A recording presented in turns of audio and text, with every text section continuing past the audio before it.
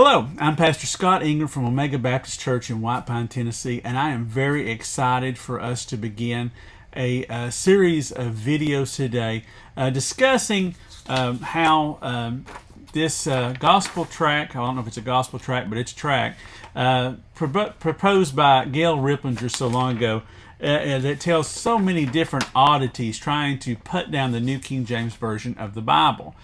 Gail has promoted much stuff out here over many years to really make those who would hold to the King James alone look kind of foolish if they're using those. I know they use different means and reasons why they use the King James Version, and there's nothing wrong at all with using the King James Version alone.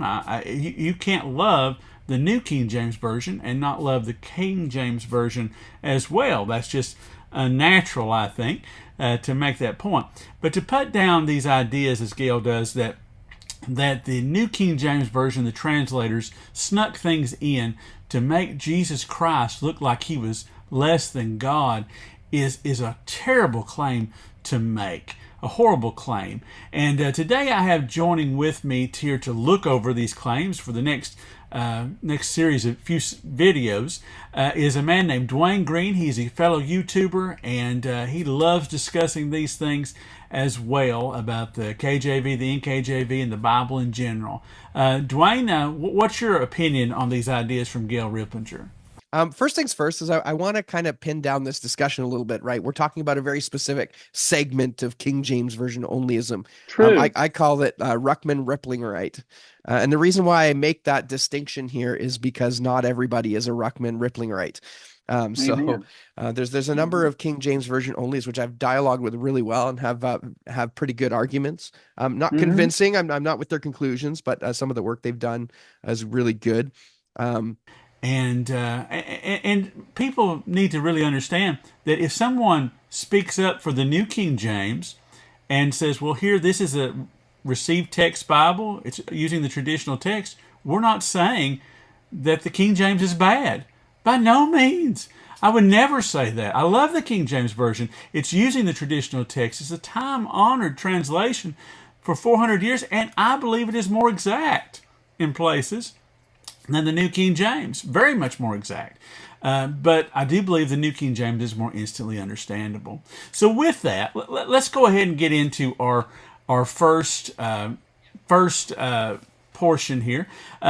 Today we want to look at, does the New King James Version demote Jesus' deity by removing worship in Matthew 20, verse 20? And this is what it says there. Let's look at that in my handy Olive Tree Bible app here. It shows us here that the mother of Zebedee's sons, this is James and John's mom, they came to him with her sons, kneeling down and asking something from him. And it's Jesus, because the NKJV capitalizes the pronouns for Jesus. Then it says here, then came to him the mother of Zebedee's children in the KJV with her sons, worshiping him and desiring a certain thing of him. Now you can see both of these words, worship and kneeling down, are both proskuneo. And that literally means to kiss like a dog licking his master's hand, to fawn or to crouch to bend down to. And the King James Version, every time this word comes up, puts it as worship. Dwayne, let me ask you, what do you think about that? Is the New King James Version maybe demoting the deity of Jesus by stating this? No. And here's why. So Okay. there's a few things to recognize what's happening here. The first one is, if you take a look at the King James Version, the KJV takes proskuneo and translate as worship consistently across the board. I think there's like 60 instances of the word in Greek, and then every single time it's worship. In the New King James Version, what you have is, of those 60 times, 58 of them are translated worship, and then 2 are slightly different. The one that we have here in Matthew 20:20, and then another one in, let me just pop that up here real quick, Matthew 18:26. So the servant therefore fell down before him. So fell down before. proskineo. So I think some have even suggested that the whole idea is falling prostrate before, like there's a certain action associated with it. Yeah. So you see that here in this is the parable of the great debt. I don't know what the name of it is, but he owes someone some money, and then he says, "Give it to me now," and he doesn't, and then the master, yeah. So he fell down before him. Master, have patience with me; I will pay you all. So the question then is, well, why did the New King James Version deflect from what's typically rendered worship and go with kneeling down? That's this whole idea of prostrating, essentially. And I would think, right? I would think because in this instance, the mother of Zebedee's sons, right? She's not coming to Jesus simply to just worship him for the sake of worshiping him. She's coming to ask a favor of Jesus, and the favor that she's asking is for her sons to sit on the right hand side, right? And he says, that this is not for me to give. So I don't think this is necessarily a pure worship that's coming from her. This is more entreating him for some sort of favor, and that's why I think we're seeing that happen here. And again, in our example in Matthew 18:26, right? The servant therefore fell down before him. What was he doing? It wasn't that he was worshiping the master. It was that he was entreating him to give him mercy on the bills that he owed, right? The debt that he owed. So I think that's what we're seeing here. Yeah, and the other thing to kind of be a little bit weary of here, right, is this word proskineo, that I don't know, it's not necessarily an ambiguity, but that kind of context requirement is often used by the Jehovah's Witnesses in the New World Translation Bible to do just what Gail Riplinger is accusing the New King James Version of doing, right? And that is to strip worship from Jesus. And the New World Translation does that rather consistently. So this whole idea of worship being just simply obeisance is something that the translators of the New World Translation go, okay, well, every time we see proskineo used in reference to Jesus, well, we're just going to simply translate it as due obeisance instead of worship, because we don't believe that Jesus is God, and so we have to do something about these words that come here in the Greek New Testament. So they do that, and they expunge worship from Jesus in the New World Translation. So again, you come back to the New King James Version, and you see 58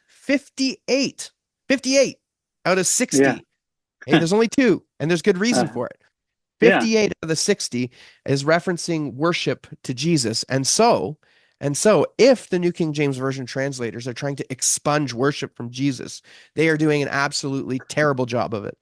Just for our viewers that don't know what the New World Translation is, that is a translation being produced by the Jehovah's Witnesses, and they do not believe that Jesus is God. Therefore, they would not want him to be worshipped. That is literally the translation that is demoting Jesus' deity right there. The New King James Version, though, is not doing this. It's not doing it at all. And one of the ways I like to find out about that is to look at what the original translator says. Like James D. Price, the executive editor for the Old Testament, he's got a website. You can go there and read lots of different articles that he has there. Arthur Farstad, you can look into the Believer's Bible Commentary or into his book In the Great Tradition, and you'll see reasons why they did the things they did with the New King James. But James D. Price, in his answer to Riplinger about this particular thing, he says that this kneeling down instead of the KJV worshiping, he says that according to Riplinger, this is supposed to persuade the reader that the NKJV demotes Jesus by denying worship. The Greek word used here, as you've said, means either to kneel down or to worship, and context determines which meaning is appropriate. In the passage, the mother of Zebedee's sons came to ask Jesus for a selfish favor, which he denied her. The woman was not worshiping, but attempting to manipulate Jesus. One cannot attempt to manipulate God and worship him at the same time. Now, I was reading this and I thought, well, that is so true. How many people go to church and they say they're going to worship, but they're just going to work out a deal with God. They're just going to try to manipulate God as if anyone ever could. But that's what she was doing. She was putting on a show. So the New King James, by understanding this idea of kneeling down and why they're doing that, gives us a little bit more insight to what might be going on in the scripture here. While the KJV is certainly not wrong to translate it as worship, the NKJV isn't wrong either. And it gives us both this deeper meaning by looking at the two together to understand a little bit more of what's going down. We dig down to see what the actual original words were about. So do you have anything else on that, Dwayne? No, other than to say, I think maybe Gail Riplinger is mixing up the New World Translation with the NKJV in her statement there. I think we're going to see that often throughout these series of videos. And I hope you'll come back and join us for the next one. I hope this one has been beneficial for you, and thank you for watching. I hope you're enjoying the sermons here and have subscribed to my channel on YouTube.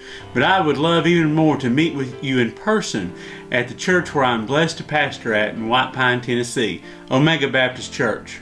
We are a Bible-believing church called to love all people without bias by proclaiming and teaching the Word of God through the power of the Holy Spirit. We are located directly off of Exit 4 off of Interstate 81 in Tennessee. You can see us clearly from the interstate. We have worship each Sunday at 10:30, and I hope you'll make plans to join us. It's all about Jesus, my friend, and we pray that we may be able to have the opportunity to share with you personally the life-changing gospel of Jesus Christ.